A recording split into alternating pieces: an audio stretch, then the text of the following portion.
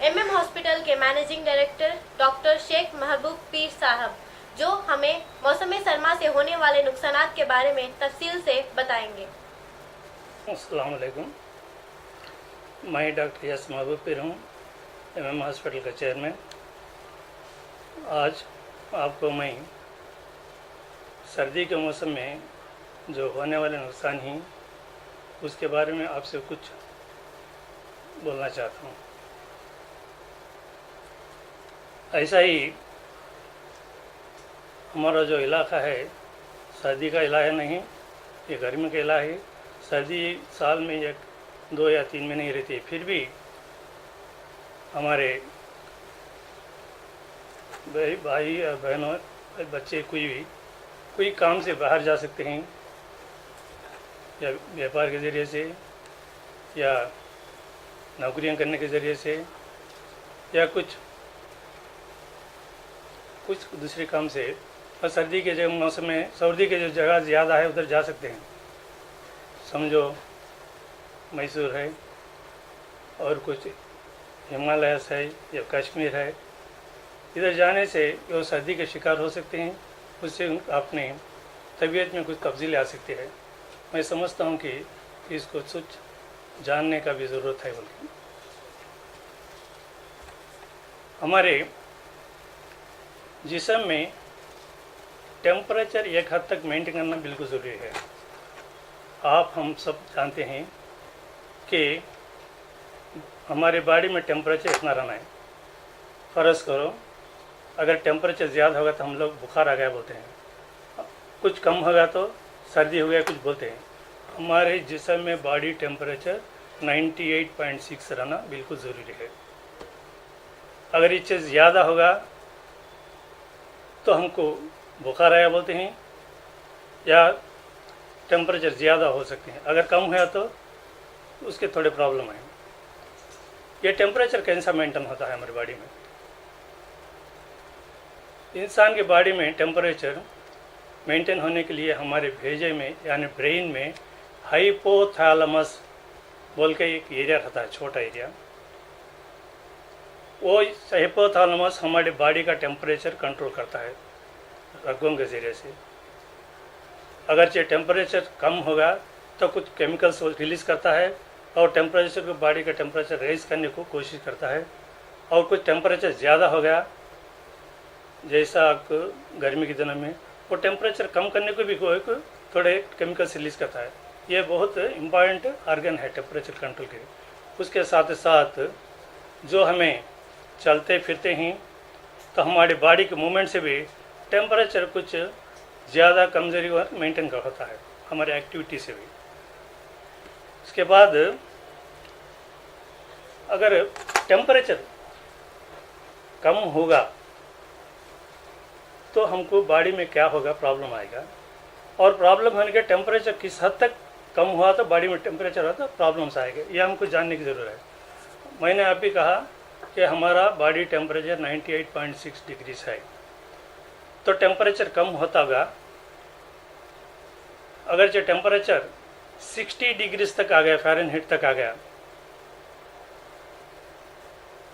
यानी 60 degrees Fahrenheit बोले तो 20 डिग्री सेंटीग्रेड आता लगभग, तो आ गया। जब तक भी कुछ शायद प्रॉब्लम नहीं होगा। अगर टेम्परेचर इससे भी कुछ कम हो गया, 60 डिग्री से 60, 50, 40 ऐसा जगह, थोड़ा हमारी बॉडी में थोड़े चेंजेस आएंगे, हमको कुछ तकलीफ होगी। अगर टेम्परेचर और भी कम हो गया, 40 डिग्री से कम होगा, थोड़े इलाके ऐसे हैं कि लिए ऑस्ट्रेलिया या हमारे जो कश्मीर है, एंड टेम्परेचर 0 डिग्री में जाता है, -20 डिग्री में भी जाता है। ऐसे इलाकों में कुछ होंगे ये लो टेम्परेचर का शिकार हो सकते हैं। तो हमारे एरिया इलाके में बहरहाल 40 फ़ारेनहीट से ज़्यादा नहीं कम होता, इसलिए हमें इसके बारे में मेन से बोलेंगे। और ज़्यादा टेम्परेचर कम होता है जो रिमोट एरिया से, उसके बारे में कम बोलेंगे। ये टेम्परेचर अगर 60 डिग्री और कम होगा तो हमको थोड़े नुकसान होंगे।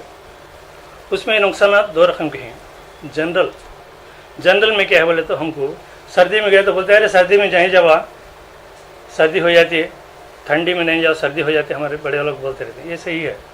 क्या होता है, अगर सर्दी में जाने से हमारे नाक के ज़रिए से या रेस्पिरेटरी ट्रैक्ट के ज़रिए से राइनो वायरसेस बोल के वायरस है, वो वायरस हमारे नाक के ज़रिए से और रेस्पिरेटरी ट्रैक्ट के अंदर जाके लंग्स में जाके थोड़ा निमोनिया को ऐसा कुछ प्रॉब्लम्स किया कर सकता है।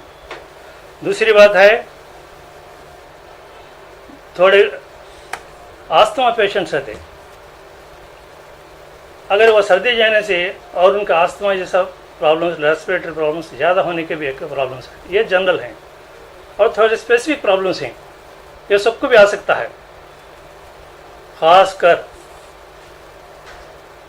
बच्चे और ज़ईफ़ी लोग, प्रेग्नेंट वुमन, कैंसर पेशेंट्स और थोड़े क्रॉनिक डिसीजेस किसमें वो अगर ये टेम्परेचर लो टेम्परेचर जाने पर वो शिकार बनने को चांसेस ज़्यादा हैं। ये टेम्परेचर लो जाने से क्या होता है, हमारी बॉडी में क्या चेंजेस आते हैं, ऐसा कैसा फजल हमको नुकसान है क्या, इसके बारे में तफसील से हमें सोचेंगे। नंबर 1, टेम्परेचर हमने फर्स्ट सिंपल प्रॉब्लम क्या बोलता है तो जल्दी से हाइपोथर्मिया बोल के प्रॉब्लम आता है। हाइपोथर्मिया का माना है कि लो टेम्परेचर आया बोल के हमको कैसा महसूस होता है, यह जानने की हमको ज़रूरी पड़ती है। कोल्ड वेदर में जाने से हम और आप सबको भी ये महसूस करते हैं कि शिवरिंग आता है या कांपने आती है, ऐसा इसको शिवरिंग बोलते हैं, आप सब जानते हैं। यह फर्स्ट सिम्टम है शिवरिंग आने, सीवियर शिवरिंग के बारे में एक बात करना चाहता हूँ कि शिवरिंग किस लिए आता है हमारे बॉडी में। शिवरिंग आने से हमारे बॉडी का टेम्परेचर रेज करने के लिए बॉडी एक कोशिश कर रही है। शिवरिंग से बॉडी टेम्परेचर करता है, इसलिए टेम्परेचर जब कम होगा तो बॉडी शिवरिंग के ज़रिए से बॉडी टेम्परेचर रेज करने को कोशिश करती है, इसको शिवरिंग बोलते हैं। ओके। सेकंड, शिवरिंग के बाद भी अभी हमें भी इसका भी हमें केयर नहीं लिए तो एक डिजीनेस बोले तो एक सर में चक्कर आना और एक कन्फ्यूजन, कुछ भी समझ में नहीं आता, हमें कहाँ हूँ, किधर हूँ, किससे बात करता हूँ, क्या भी समझता है, कुछ भी समझ में नहीं आता, कन्फ्यूज हो जाता रहता है इंसान। ये दूसरा सिम्टम है। थर्ड सिम्टम है मूवमेंट डिफ़िकल्टी। आदमी मूव करने को, थोड़ा सा आगे जाने को, सामने जाने को भी बहुत तकलीफ महसूस होता है, मूव नहीं कर सकता, बात बराबर नहीं आती, स्लरिंग स्पीच, बात करता है तो कुछ बात नहीं कर सकता हो। ये थर्ड पॉइंट है। फोर्थ पॉइंट है भूख ज़्यादा लगती। एक्चुअली से भूख नहीं, जब भी खाना के पहले भी खा सकते, फिर भी भूख जैसा आता है, मालूम होता है, भूख ज़्यादा लगती है उसको और ज़्यादा थकवास मालूम होती है। वो समझता है कि बिल्कुल थक गई उम्र के बॉडी में महसूस होता है। उसके बाद एक वॉमिटिंग जैसा सेंसेशन, नासिया बोलते हैं उसको, वॉमिटिंग यानी उल्टी है ना, एक सेंसेशन आता है, मालूम होता है। अगर उससे भी नहीं हुआ तो हमें नेग्लेक्ट करें तो क्या होता है, तो हमारे सांस में जो है फास्ट ब्रीदिंग, हमें जो मामूल से 20 टाइम्स पर मिनट ब्रीथ करते हैं, फास्ट ब्रीदिंग ऐसा ब्रीथ करते हैं, फास्ट एंड रैपिड, फास्ट करते हैं और अंदर को नहीं लेते, ऐसा बोल के ब्रीथिंग लेते। और हमारा पल्स है फीबल यानी वीक हो जाता, तो ऐसा पड़े नाड़ी पकड़ के देखे तो हमारी जैसे नाड़ी जैसा है ना है ऐसा नहीं रहती, फास्ट हो जाती है, रैपिड हो जाती है और वीक भी हो जाती है। ये अर्ली सिम्टम्स हैं। ये जब आते हैं तो हमें समझना है कि हमको कोल्ड का इफेक्ट हो रहा है, हमें इमीडिएट से इससे प्रिवेंट करने के बिल्कुल ज़रूरी है। अगर ना है तो हमें फर्दर कॉम्प्लिकेशन शिकार होने के चांसेस हैं। अगर से हमसे ऐसा मालूम हुआ तो हम क्या करना है, इमीडिएट से इससे बचना ज़रूरी है। क्या करना है, इसको बचने के लिए जितना हो सके हमें कोल्ड वेदर से बच के जो बंद हुआ कमरा है, जो वार्म एरिया है उसको जाने की कोशिश करना, और कोई बाजू रहा तो उसको लेके जाना, नंबर 1। सेकंड,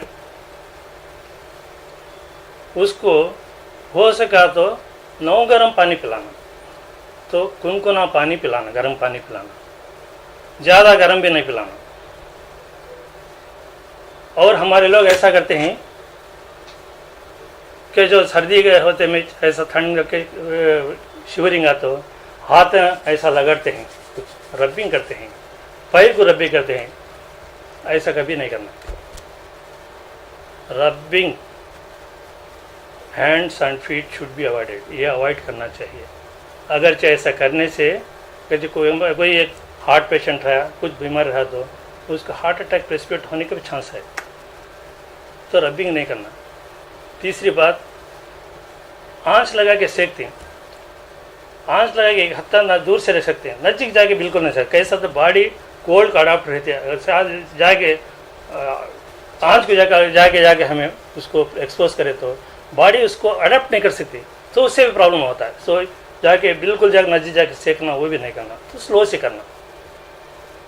ये करने से हमें उसको ये प्रॉब्लम से दूर कर सकते हैं, कुछ भी नहीं हो सकता।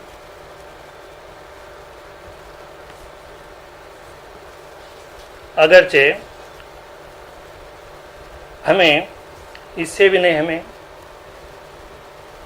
केयर नहीं ले सके और प्रोलॉन्ग हो सका हमें कोल्ड में रहने का, तो थोड़े प्रॉब्लम आते हैं। यह प्रॉब्लम ये नहीं ज़्यादा कॉमन नहीं, फिर भी हमको जानने की बिल्कुल ज़रूरी है, क्योंकि ये आ सकती, क्योंकि हमारे लोग अभी कहा कि व्यापार की वजह से अपने मैंने पहले कहा व्यापार के लिहाज से या नौकरी के लिहाज से और कुछ विज़िट करने के लिए कुछ हमको बार जाना पड़ता। सपोज़ हमें बेंगलोर में जाओ, इधर हमें ही बेंगलोर में जाओ, बेंगलोर क्लाइमेट हमारे क्लाइमेट से बहुत क्लोज है, जाके सवेरे जाओ 7-8 बजे के पहले जाओ, तुम्हें नहीं टिक सकते, कांपने आती है, शिवरिंग आता है, बोला सिम्टम्स सब आती हैं अगर आप प्रॉपर केयर नहीं लिए तो। अगर इसको फिर भी आप इसको प्रिवेंट नहीं कर सके तो दूसरे प्रॉब्लम भी आ सकती है, कोई कौन समझा। तो कॉमन इसके बाद एक प्रॉब्लम है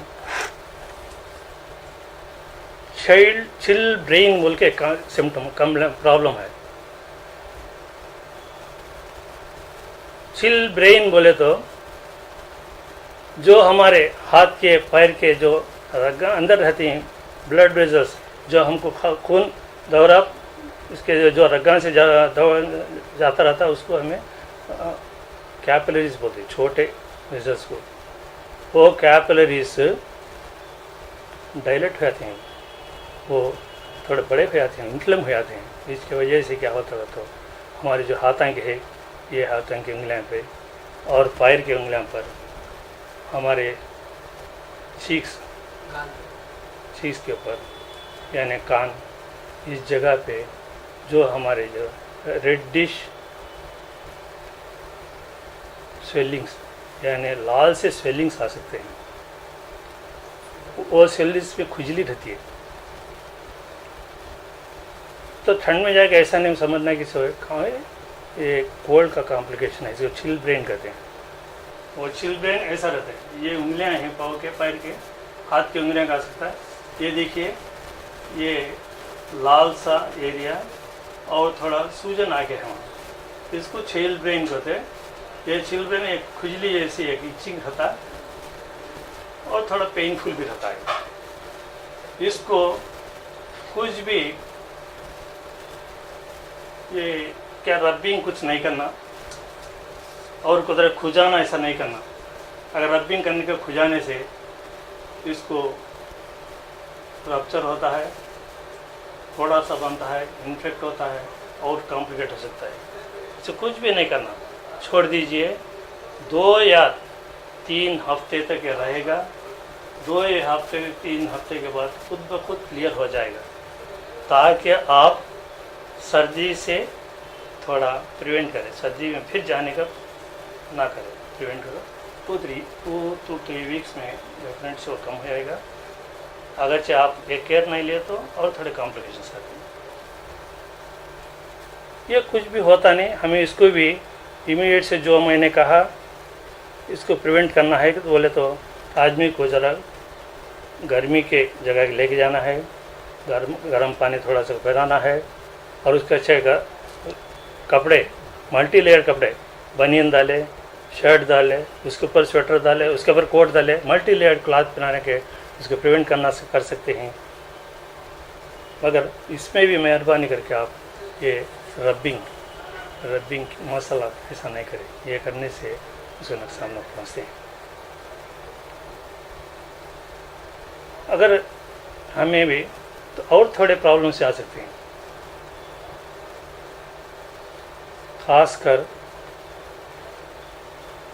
जो मैं चिल्ड्रेन का, ये बच्चा में खासकर ज़्यादा था। और एक प्रॉब्लम है, ये प्रेग्नेंट वुमन जो उम्मीद से रहती हैं लेडीज़, उनको, और यंग बॉयज़ और गर्ल्स, उनमें खासकर आता है। यह है कोल्ड अर्टिकेरिया बोलते हैं।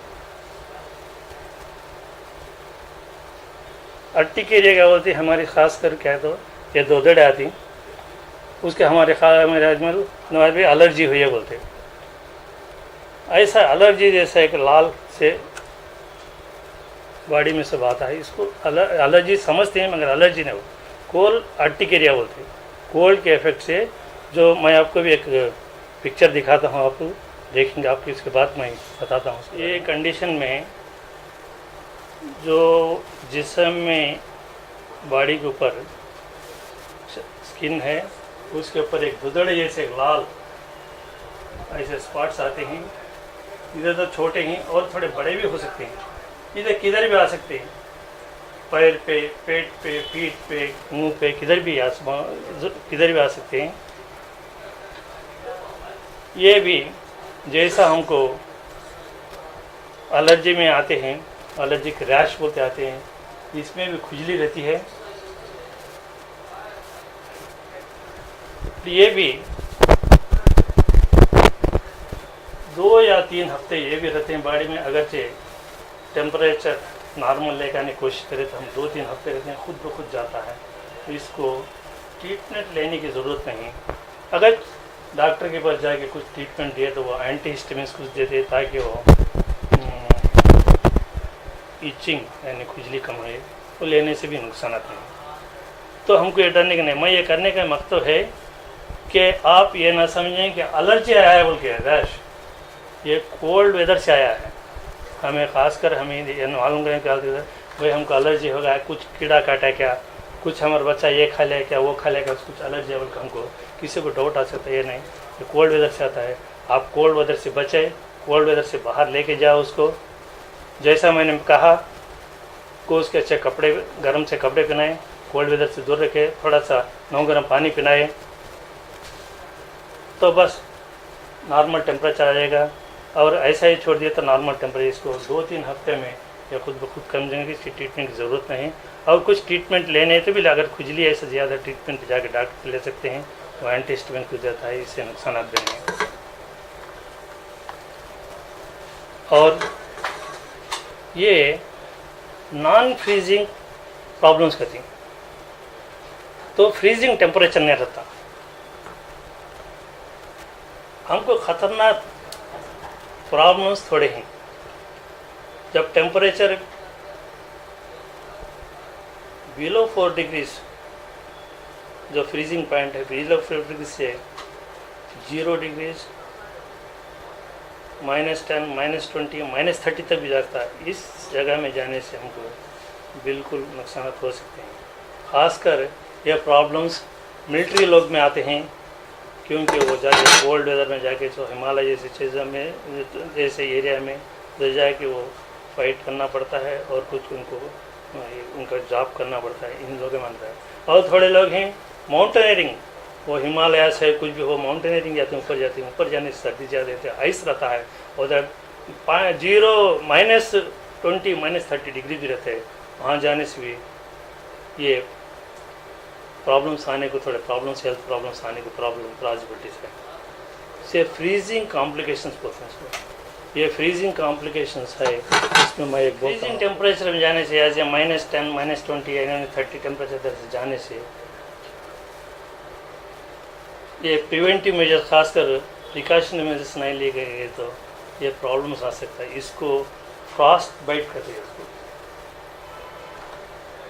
ये कंडीशन को फ्रॉस्ट बाइट कहते हैं। ये बहुत डेंजरस प्रॉब्लम है, इसको इमीडिएट से अटेंड होना है। अगर नहीं हो अटेंड हुए तो थोड़ा हेल्थ प्रॉब्लम हो सकता है। तो एक वक्त ऐसा आता है कि जान का धोखा भी हो सकता है, और दूसरा अगर ये हमें नेगलेक्ट करे तो ये पाए वगैरह उसको निकाल देना भी पड़ता है, सो एम्पुटेशन करना पड़ता है। So we have to take care of this frostbite without wait. ये फास्ट बाइट कहीं क्यों आता है कि जब हमारे बॉडी में टेम्परेचर बिल्कुल फ्रीज हो जाता है, फ्रीज आने का टेम्परेचर हो जाता है, तो हमारा स्किन है, चमड़ा, वो भी फ्रीज हो जाता है, गड्ढा बन जाता है। स्किन में लेयर्स हैं, 3 layers, superficial, middle and lower, that is ectoderm, mesoderm, endoderm बोल के ये 3 लेयर्स भी फ्रीज हो जाते हैं। उसके साथ ही साथ जो चमड़े के नीचे जो ऑर्गन्स हैं, मसल्स यानी खेड़ा, वो भी फ्रीज हो जाता है, रग्गा भी फ्रीज हो जाते हैं। जब रग्गा हो गए हैं, खून के दौरान जान लेके जाने का, रग्गा से फिर जब खून का दौरा ही नहीं रहता तो ये कंडीशन आता है, इसको फ्रॉस्ट बाइट कहते हैं। इसमें क्या होगा तो पाँव, पाई, हाथ, कान, नाक या चीक, ये सभी रेडिश स्वेलिंग्स आते हैं।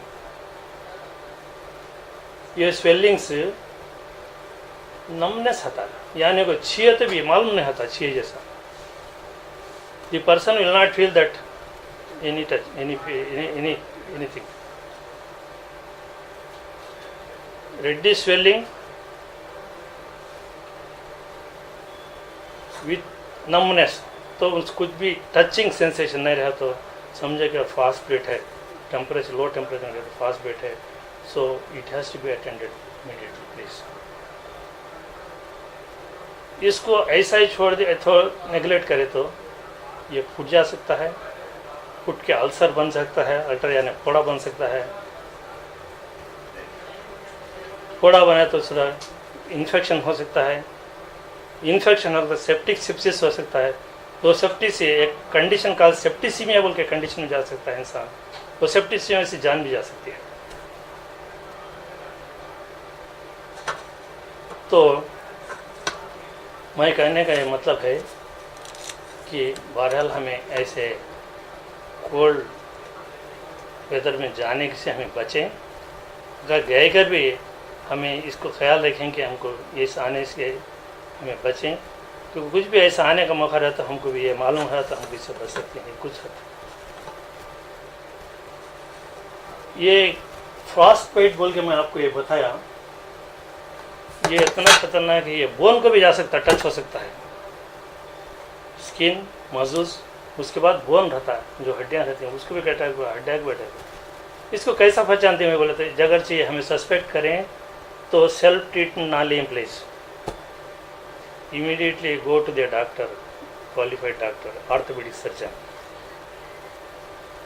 अगर चाहिए तो आप नेगलेक्ट नहीं करना, फ़ौरन एक डॉक्टर के पास, खासकर हो सके तो एक ऑर्थोपेडिक डॉक्टर के पास जाएं। वो डायग्नोस करता है कि फ्रॉस्ट बाइट है नहीं, कुछ अंदर के ऑर्गन्स मारा को इफेक्ट हुआ नहीं, ज़रूरत पड़ तो थोड़ी इन्वेस्टिगेशन प्रोसीजर्स लाइक MRI कुछ भी वो ले सकते हैं। उसके बाद में उनको डिसाइड कर सकते हैं कि अंदर का ऑर्गन्स यानी बोन्स कुछ टच हुआ नहीं, इसके लिहाज से वो ट्रीटमेंट दे सकते हैं। वो हमारे आर्गन है उसे हमें बचा सकते हैं कुछ हद तक, नहीं तो प्रॉब्लम आ जाएगी।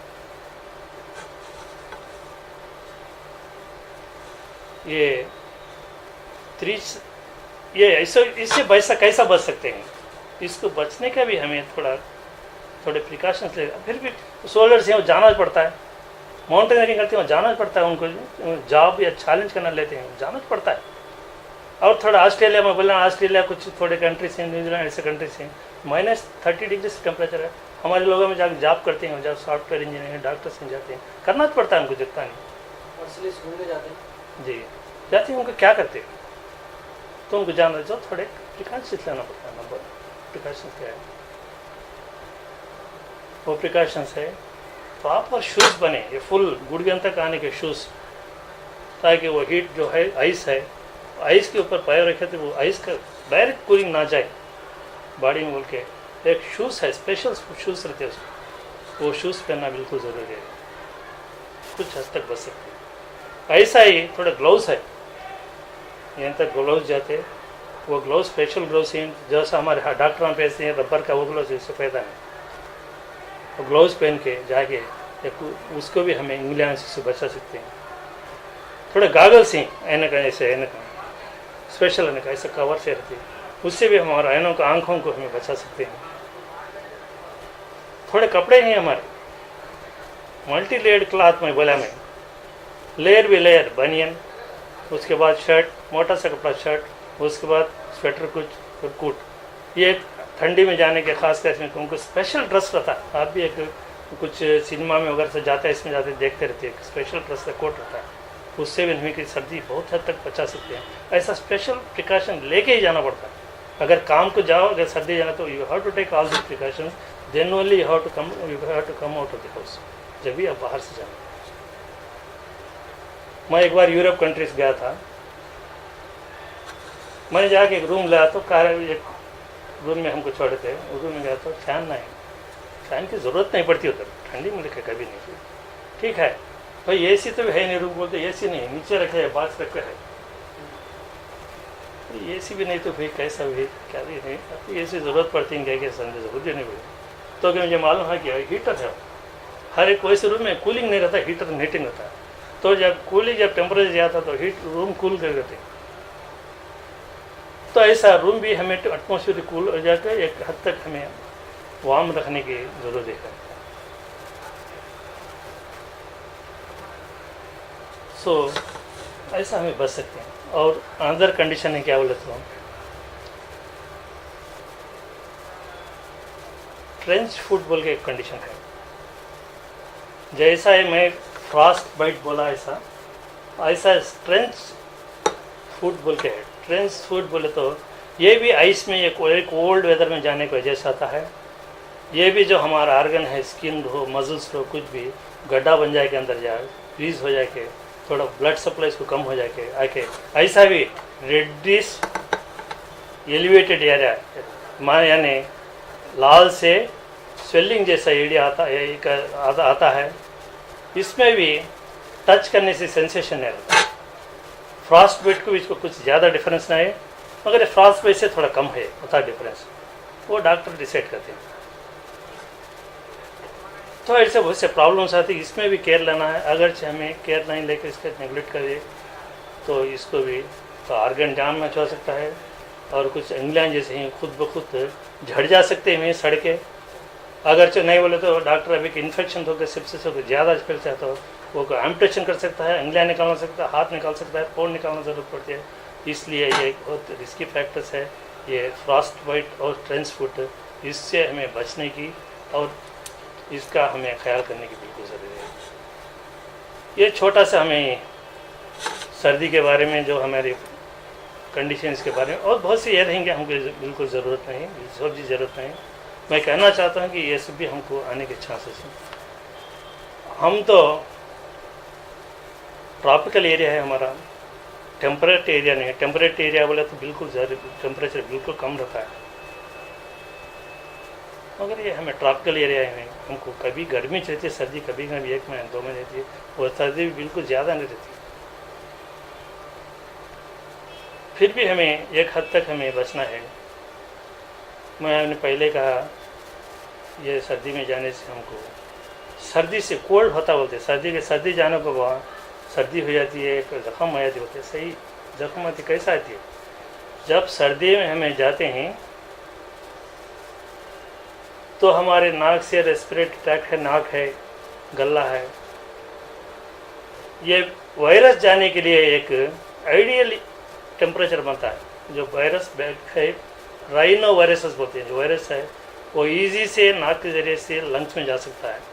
ये एटमॉस्फेयर में उसको प्रेफर करता है, वो शायद वो वायरसेस इजी से हमें अटैक कर सकता है। इसलिए हमें कितना हो सके उतना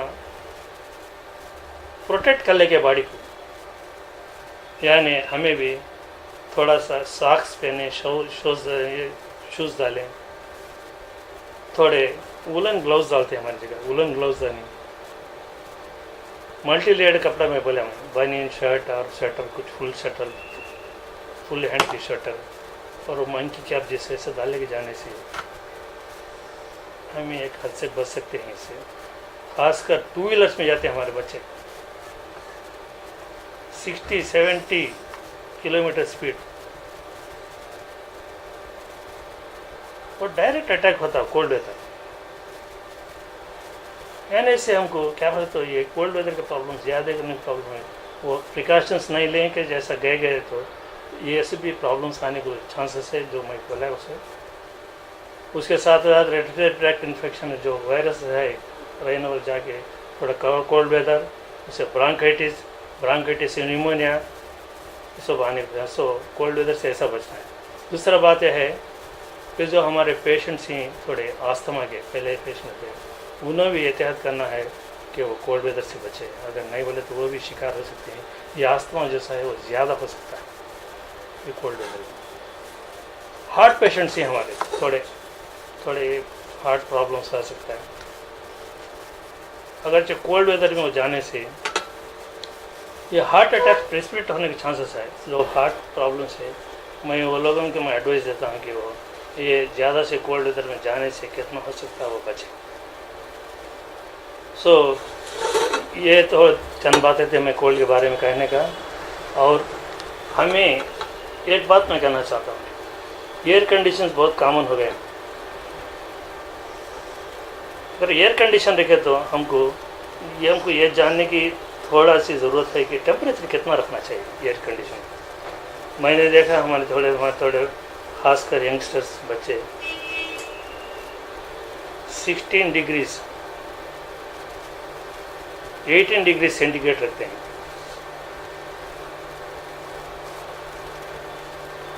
मगर आइडियल टेम्परेचर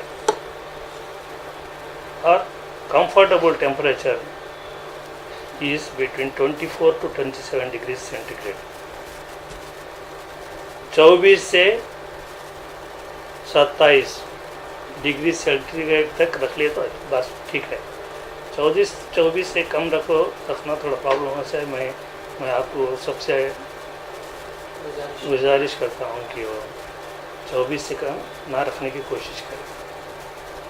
मगर आइडियल अच्छी नींद आना बोले तो 26 इज आइडियल।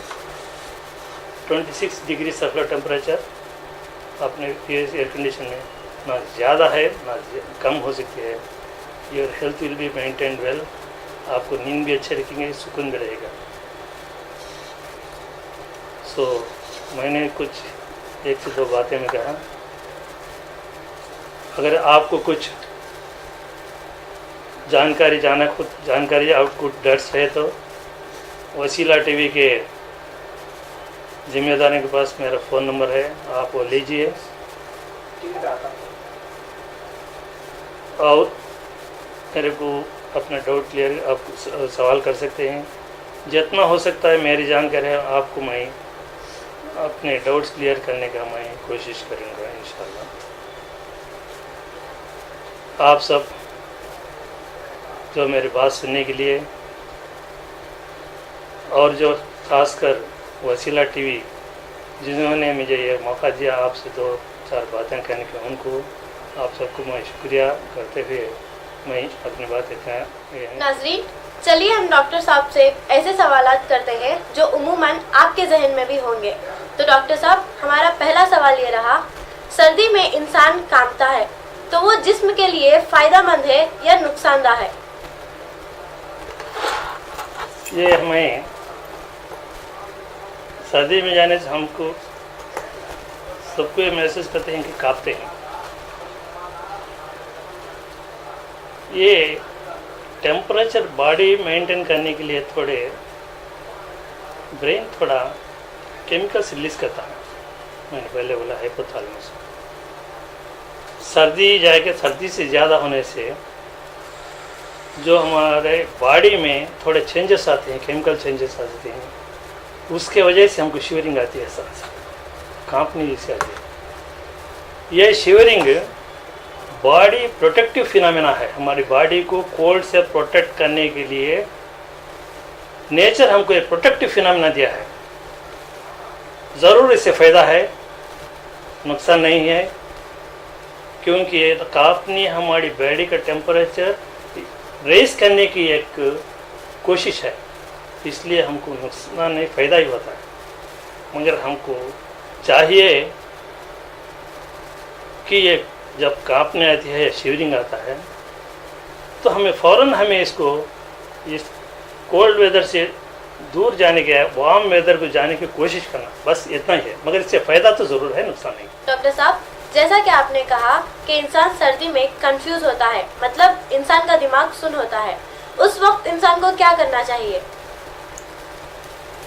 इससे पहले कंफ्यूज क्यों होता है, क्या चेंजेस होते हैं बॉडी में, एक कहना चाहता हूँ। क्योंकि जब हमको सर्दी हमारे जिस्म में ज़्यादा हो जाते हैं तो जो हमारे ब्लड वेजल्स हैं, यानी आर्टरीज से कैपिलरीज, वो कंस्ट्रिक्ट हो जाते हैं, नैरो होते हैं। नैरो क्यों होते हैं? ये अगेन बॉडी प्रोटेक्टिव फिनोमेना है। ये बॉडी टेम्परेचर रेस करने के लिए एक प्रोटेक्टिव फिनोमेना, बॉडी एक कोशिश करती है कि हमारा बॉडी टेम्परेचर वेस्ट ना हो। ये नैरो होने से क्या बोला, तो हमको खून को दौरान जो हमारे जिस्म में है वो कम पहुंचता है। ब्रेन को रो, लंग्स को रो, हार्ट को रो, कैसा बोले तो बॉडी प्रोटेक्ट करना चाहती है टेम्परेचर को, तो इसलिए हमें कन्फ्यूजन आता है। इससे कन्फ्यूज होने के लिए हमें कुछ भी नहीं कर सकते। हमें सिर्फ एक ही तरीका है को हमें ये इंसान का बॉडी टेम्परेचर रेज करना। इसको रेज करने का तरीका मैं पहले ने कहा, इसको थोड़ा वार्म एरिया में लेके चलें, यानी बंद कमरा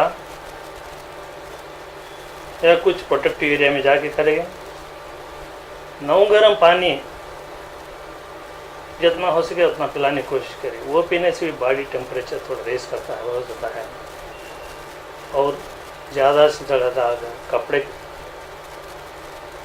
मल्टी लेयर्ड कपड़े पहने, और थोड़े हो सके तो थोड़ा ग्लव्स और थोड़े शूज़ साथ से सो जाते, यही करते थे। इसको खास कर इमेज से ट्रीटमेंट देने का नहीं, ये इधर जाके हमको टेम्परेचर रेस करने से खुद चले जाता है। इसको प्रॉब्लम क्या है? तो हमारा तीसरा सवाल ये रहा, इंसान को जब उल्टी होती है तो उसे नींबू दिया जाता है, क्या सर्दी में नींबू देना सही है? उल्टी के वक्त नींबू देता है, सही है। हमने भी इधर उधर देखा है थोड़े लोगों के पास। मैं आपको एक बात करना चाहता हूँ, या सर्दी का मौसम हो या गर्मी का मौसम हो, उल्टी कम करने के लिए नींबू का कुछ भी पार्ट नहीं। नींबू से उल्टी कम नहीं होती, फर्स्ट ये जानना चाहिए। नींबू देने से बिल्कुल ज़रूरत है उल्टी में, उससे भी मौसम बदला, नंबर 1। सेकंड क्या बोले तो नींबू हर वक्त, या सर्दी के मौसम में या गर्मी में दे सकते हैं।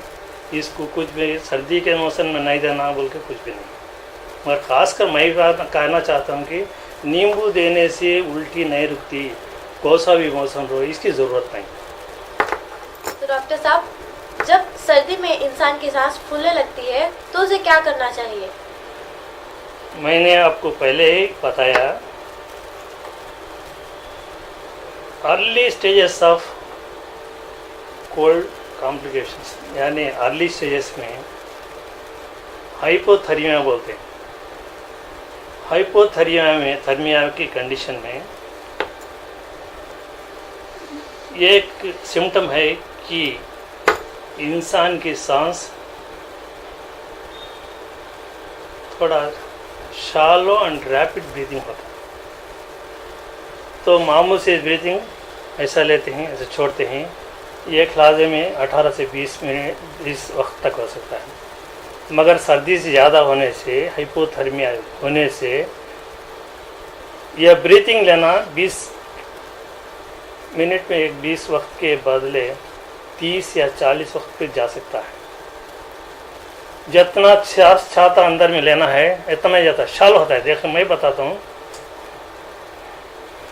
ऐसे शालो एंड रैपिड ब्रीथिंग बोलते हैं इसको। ये breathing the phenomena of this cold complication है। ये बॉडी अडॉप्ट करती है, आपको नुकसान होने से बचाने के लिए बॉडी अडॉप्टेशन है इसको। तो इससे हमें कुछ करने की ज़रूरत नहीं है। हमें इसको टेम्परेचर रेज करने के, जो मैंने कहा बॉयल तरीके करने से ये कम हो जाता है। इससे कुछ भी नहीं होता। अगर इसे निगलेक्ट करें, ऐसा ही छोड़ दिए, तो और थोड़े कॉम्प्लिकेशन है, वो नहीं करना चाहिए। और दूसरी बात रही, मैंने कुछ वक्त पहले मैं कहा, जो मरीज हैं अस्थमा के, वो कोल्ड वेदर या सर्दी में, ज़्यादा सर्दी में जाने से अस्थमा ज़्यादा होता है। उनको जाने से बचना चाहिए हमें। जब अस्थमा ज़्यादा हो के गए तो उसको हाफ बोलते हैं, वो हमें थोड़े ट्रीटमेंट लेना चाहिए, ले जाइए उसको। और वो ट्रीटमेंट के बारे में मैं समझता हूँ ये ठीक प्लेटफॉर्म नहीं बोलने का। उसके नेबुलाइजेशन स्रोत और टैबलेट स्रोत थोड़े कुछ है, उसको लेने के राइट प्लेटफॉर्म नहीं। आप अगर से ट्रीटमेंट प्लास्मा का लेते हैं, उसको फॉलो हैं, या अपने डॉक्टर के पास जाके उनका एडवाइस लें। डॉक्टर साहब, जैसा कि आपने कहा कि इंसान को ज़्यादा गर्म पानी नहीं देना चाहिए, ज़्यादा गर्म पानी पिलाने से क्या नुकसान हैं? जब हमें बहुत सर्दी के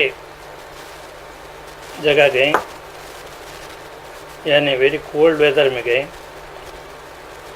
तो हमारी बॉडी कोल्ड वेदर को अडॉप्ट होगी रहती है। हमें ज़्यादा से गर्मी में गर्म पानी देने से जो बॉडी हमारी कोल्ड वेदर को अडॉप्ट हुई, ये बॉडी एक हॉट वाटर के टेम्परेचर को एडजस्ट नहीं हो सकती। इसलिए थोड़े इनकॉम्पिटेंट टेम्परेचर प्रॉब्लम्स आ सकता है, थोड़े दोनों फाइट आ सकता है। इसलिए उन्हें हमको बॉडी टेम्परेचर धीरे धीरे स्लो से ऊपर जाना पड़ता है। एकदम गर्म पानी जैसे आपको एक सडन से आप टेम्परेचर रेज करना चाहते हैं, बॉडी एक्सेप्ट नहीं कर सकती। इसलिए हमको थोड़ा नम गर्म पानी देना चाहिए, बॉडी को थोड़ा रेज करना चाहिए। आप चाहे तो उससे थोड़ा गर्म पानी थोड़े देर के बाद उससे थोड़ा धीरे धीरे आप दे सकते हैं, सडन से नहीं देना चाहिए, ताकि बॉडी उसको एक्सेप्ट नहीं कर सकती। डॉक्टर साहब, जो औरतें सर्दी के मौसम में पानी में काम करती हैं, उन्हें किस तरह के एहतियात बरतने चाहिए? जो हमारे औरतें हैं घरेलू काम करते हैं कि सर्दी के मौसम में पानी ज़्यादा से कोल्ड भी हो सकता है, वो कोल्ड वाटर यानी ठंडा पानी से काम करने से थोड़े प्रॉब्लम्स आ सकते हैं। थोड़े ज़्यादा काम करने से हाथों को ये हाथ फूट सकते हैं, थोड़ा पैची एरिया पैचेस भी आ सकते हैं। इसको प्रिवेंट करने के लिए थोड़े ग्लव पहन लेके ऐसे काम कर सकते हैं, पहले प्रिकॉशंस ले, ताकि वो डायरेक्ट पानी उसको हाथ को ना लगे। और दूसरा रहा, ग्लव पहनो नहीं पहने पर भी कितना कम हमें पानी के में हाथ रख सकते हैं उतना कम रखना चाहिए, अगर बर्तन धोना अगर है तो हाथ से उंगली से धोने के बदले थोड़ा ड्राई ही पकड़े, उसको पानी डालें, ब्रश वगैरह लेके उसको साफ से में क्लीन करें और पानी डालें, साफ हो जाता है। जितना पानी में हाथ रखना छूना कम हो सकता है उतना कोशिश करके उसे पानी से बचना चाहिए और अपना ओन मेथड आप अडॉप्ट करना चाहिए। और जो औरतें बाहर जाते हैं, काम करते हैं खेतों वगैरह में उनको और भी केयर लेना चाहिए क्योंकि उधर ठंडा पानी रहता है और ज़्यादा खुद काम करना चाहता है उसमें, और थोड़े उनको मान देते हैं कि थोड़ा ग्लव्स वगैरह प्रोटेक्शन लेना ही पड़ता है, थोड़ा शूज़ वगैरह डालना पड़ता है, वो उनके लिए कंपलसरी रहता है। जितना हो सकता है ठंडे मौसम में जाने के मना करो, कंपलसरी जाना बोले तो भी आप थोड़े एहतियात करना बिल्कुल ज़रूरी है। एलर्जी से जो स्किन पे गुलाबी फोड़े आते हैं, किसी कीड़े के काटने पर भी उसी तरह के फोड़े आते हैं। इन दोनों फोड़ों में फ़र्क कैसे मालूम करें? आपने अच्छा सवाल किया, ये प्रैक्टिकल प्रॉब्लम है। कीड़े काटने में जो रेडिश एरिया एलर्जी जैसा रैश आता है या पानी में जो रैश आता है, इसमें फ़र्क ज़्यादा नहीं है, दो भी एक ही दिखते हैं। फ़र्क सिर्फ रहता है कि आप कोल्ड वेदर में गए तो उसके वजह से बोल के आप समझना, अगर जो मामूल टेम्परेचर में घर में रहो को भी रहा तो कुछ भी आएगा तो ये दूसरे वजह से आप बोल के समझना रहता है। ये दोनों को भी clinical point of view difference करने के लिए कुछ भी नहीं, दोनों एक ही दिखते हैं और ट्रीटमेंट भी एक ही है। ट्रीटमेंट एंटीहिस्टामिन देते हैं, इसी भी एंटीहिस्टामिन, सिर्फ यही कि हमें कोल्ड वेदर में जाएगा तो हम कोल्ड वेदर से बचना चाहिए, वही के। डॉक्टर साहब, फ्रॉस्ट बाइट से होने वाले फोड़ों से बचने के लिए क्या करें? मैंने आपसे पहले ही कहा कि फ्रॉस्ट बाइट से बचने के लिए आप कोल्ड प्लेस पे अपने पैर या हाथ रखने से बिल्कुल एहतियात करना चाहिए। Number 1, there are 2 factors. Number 1, temperature कितना है और कितने वक्त अपना जिस्म यानी पावर है तो टेम्परेचर वो जो आइस पर था, दो भी है। Longer the touch more the damage, कितना ज़्यादा आप अपने पैर हाथ को जो है कोल्ड आर्टिकल यानी आइस वगैरह पर रखते हैं उतना डैमेज ज़्यादा होता है। So it depends upon 2 things, the temperature and also the duration. इसको हमने बचने के लिए पहले हमें प्रिकॉशन लेना चाहिए कि मैं पहले कहा कि स्पेशल शूज़ रहते उसको, वो शूज़ डालना बिल्कुल ज़रूरी है। वो तक अपने खास लगभग गुड़िया तक रहते और उसको टेम्परेचर कितना हो सकता है वो ऑब्जर्व करते हैं, वो शूज़ स्पेशल शूज़ डालना बिल्कुल ज़रूरी है। सेकंड, ग्लव्स, वो जो है ये हमारी वुलन के ग्लव्स नहीं काम आते, जब उसको स्पेशल ग्लव्स रहते हैं उसको वो ग्लव्स डाल लेके जाना पड़ता है। उसके साथ ही साथ बॉडी प्रोटेक्ट कर लेना, उसको भी वो स्पेशल क्या रहता है, गाउन कुछ रहता है कोल्ड वेदर से जाने के, गॉगल्स और स्पेशली हैट थोड़े सुविधा नहीं, ये सब एहतियात करना ज़रूरी है। इससे हमें कुछ हद तक बच सकते हैं।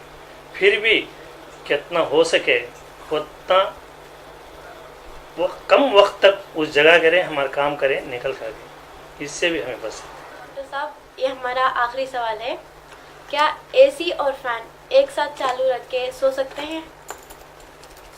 बहरहाल एसी का मकसद है कि हमारा रूम का टेम्परेचर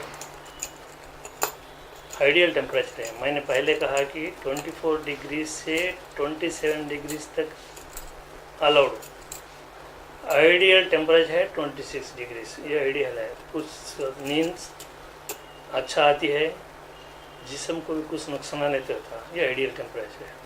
आप अपने अपनी मर्ज़ी से टेम्परेचर थोड़ा कम थोड़ा ज़्यादा रख ले सकते हैं, मगर अगर आप एसी अपना चाहे तो अपना टेम्परेचर उतना तक रखे तो फ़ैन की ज़रूरत ही नहीं पड़ती।